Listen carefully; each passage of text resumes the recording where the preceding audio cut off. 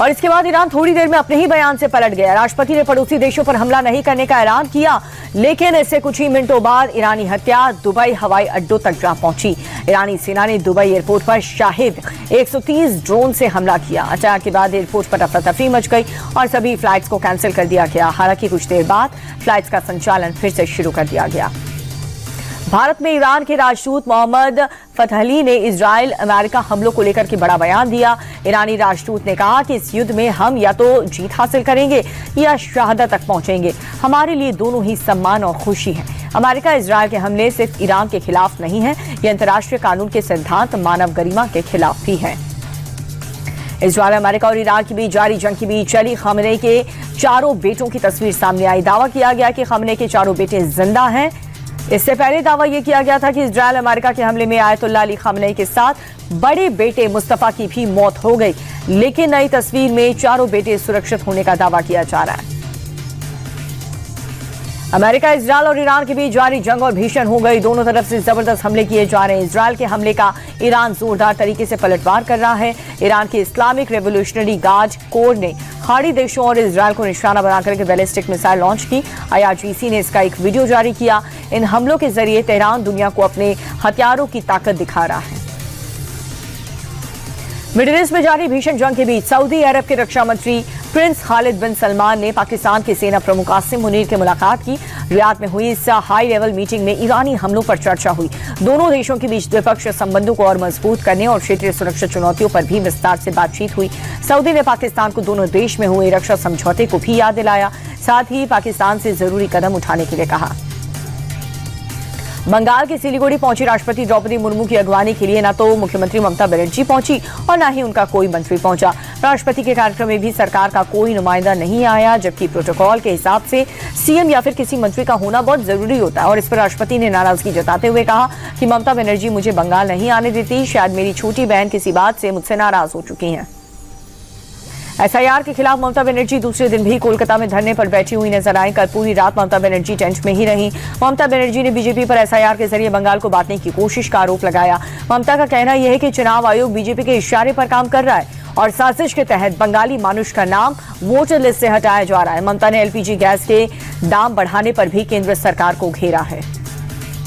अमित शाह ने कांग्रेस और उसके सहयोगी दलों पर तुष्टीकरण की राजनीति करने का आरोप लगाया।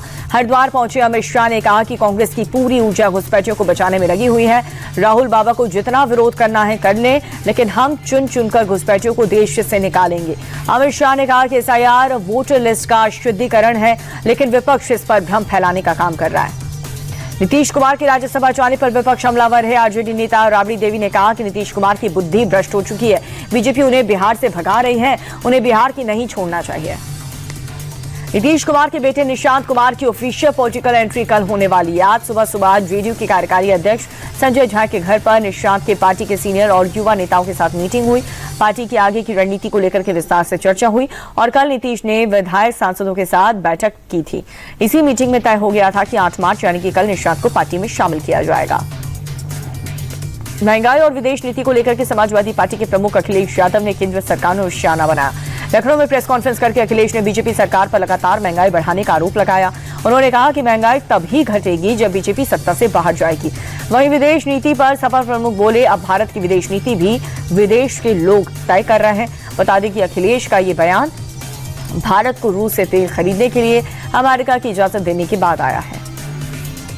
तमिलनाडु में विधानसभा चुनाव के लिए DMK कांग्रेस में सीट बंटवारे पर मुहर लगाई है। DMK ने कांग्रेस को 28 सीट दी है। इसके अलावा एक राज्यसभा सीट भी दी है। ये फैसला मुख्यमंत्री MK स्टालिन और तमिलनाडु कांग्रेस कमेटी के अध्यक्ष के बीच हुई बैठक में लिया गया। पार्टी सूत्रों के मुताबिक सीट शेयरिंग को लेकर के कांग्रेस और DMK का गठबंधन टूटने की कगार पर पहुंच गया, लेकिन पी चिदम्बरम ने स्टालिन से मुलाकात की और लंबी बातचीत के बाद बात बन गई। उत्तर प्रदेश के बरेली में बाबा का बुलडोजर जमकर गरजा। प्रेमनगर इलाके में अवैध कब्जे पर कहर बनकर टूट रहा है। इस दौरान मौके पर मौजूद भीड़ की प्रशासन से झड़प हुई, लेकिन बुलडोजर का एक्शन चलता रहा। 60 दुकानों को नोटिस देने के बाद प्रशासन ने अवैध तरीके से बनाई गई रैंप को ध्वस्त कर दिया और इसे सड़क चौड़ीकरण के अभियान में तेजी आएगी। राजस्थान के टोंक में मामूली बात को लेकर के पत्थर चल गए हैं। विशेष समुदाय के 3 से 4 युवक लड़ते लड़ते दूसरे मोहल्ले में घुस गए, जिस पर स्थानीय लोगों ने उन्हें रोकने की कोशिश की, लेकिन उत्पात मचाने वाले युवक ने समझाने वालों को निशाना बना दिया। दूसरे मोहल्ले के घर पर जमकर के ईंट पत्थर चलाए। इस इलाके में तनाव की स्थिति है। मौके पर पहुंची फोर्स ने हालात को कंट्रोल किया। मिडिल ईस्ट में जंग चाहिए और पाकिस्तानी तेल के लिए छाती पीट रहा। ईरान की वजह से पाकिस्तान में तेल का अकाल पड़ चुका। 1 लीटर पेट्रोल का भाव 300 रुपए के पार हो चुका है, और वो भी पाकिस्तानी रुपए।